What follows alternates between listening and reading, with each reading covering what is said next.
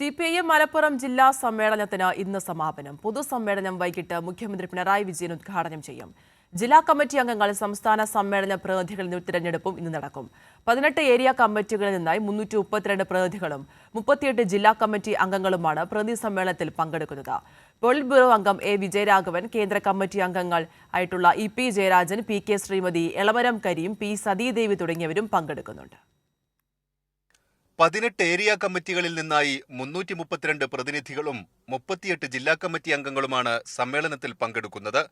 സംസ്ഥാന secretary MV Govindan master, polit bureau അംഗം A Vijayaraghavan, കേന്ദ്ര കമ്മിറ്റി അംഗങ്ങൾ EP Jayarajan, PK Shrimati, Elamaram Kareem, P Sathidevi തുടങ്ങിയവരും പങ്കെടുക്കുന്നുണ്ട്.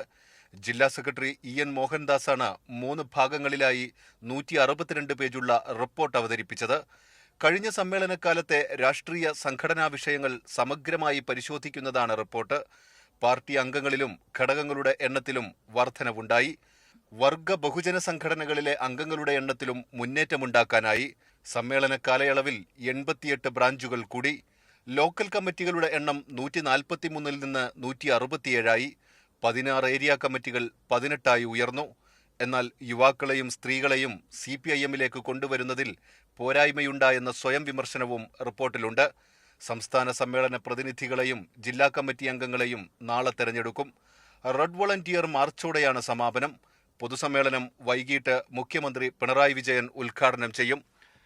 കൈരളി ന്യൂസ്, മലപ്പുറം.